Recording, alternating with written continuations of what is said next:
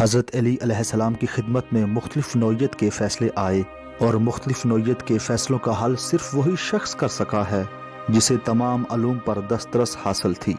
یہی وجہ ہے کہ آپ کی خدمت میں جب کوئی پیچیدہ سے پیچیدہ مسئلہ پیش آیا، آپ نے اسے اپنی علمی بصیرت سے فوری حل کیا۔ اس وقت ایک ایسا مسئلہ پیش کیا جا رہا ہے جس کا تعلق علم ریاضی سے ہے۔ یہ ایک ایسا مسئلہ ہے جس کو دور قدیم سے لے کر دور جدید تک کا بڑے سے بڑے علم ریاضی حاصل کرنے والوں کے لیے یہ حساب نہایت دلچسپی پیش کرتا ہے، جو آج بھی مشکل راہ کے لیے فرائض انجام دینے کے لیے کافی ہے۔ اس کا تعلق آپ کے زمانہ خلافت سے ہے۔ ایک مرتبہ دو مسلمان مرد سفر کے لیے روانہ ہوئے۔ ایک مقام پر دونوں نے دسترخوان بچھایا اور اپنی اپنی روٹیاں نکالی۔ ایک کے پاس 5 روٹیاں تھیں، دوسرے کے پاس 3 روٹیاں تھیں۔ ابھی کھانے کی تیاری میں تھے کہ ایک شخص اور بھی آیا اور ان کے ساتھ کھانے میں شریک ہو گیا۔ کھانا کھانے کے بعد تیسرے شخص نے 8 درہم ان کے حوالے کیے اور وہ چلا گیا۔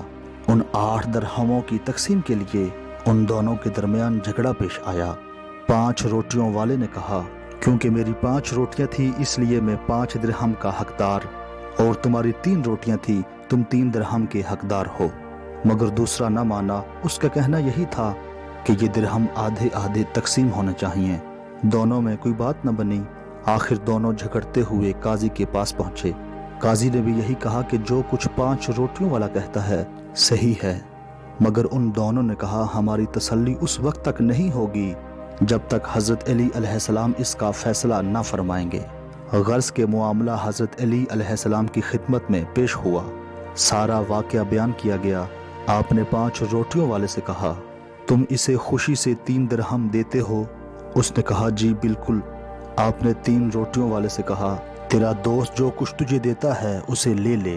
مگر وہ نہ مانا اور کہا کہ عدل کی روح سے جو کچھ مجھے ملتا ہے وہ دیں۔ نے فرمایا، اب تم عدل چاہتے ہو تو سنو، تم صرف 1 درہم کے حقدار ہو، 7 درہم کا تمہارا دوست۔ اس نے کہا، یہ کیسے ہو سکتا ہے؟ امام علی علیہ السلام نے فرمایا، کل 8 روٹیاں تھیں، ان کے 3 ٹکڑے کیے جائیں تو کل 24 ٹکڑے ہوئے۔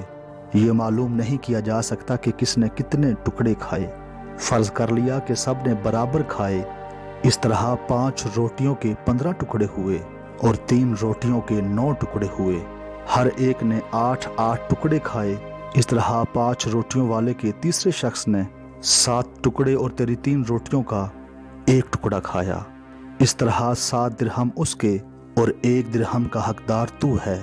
یہ فیصلہ سنتے ہی چاروں طرف سے مرحبا کا شور بلند ہوا، اور اس شخص نے بھی اپنی نادانی کا اقرار کرتے ہوئے 1 درہم قبول کر لیا۔ اس وقت امام علی علیہ السلام نے فرمایا، خدا کا شکر ہے کہ علی کی خلافت میں کسی پر ذرا بھی ظلم نہیں ہوا۔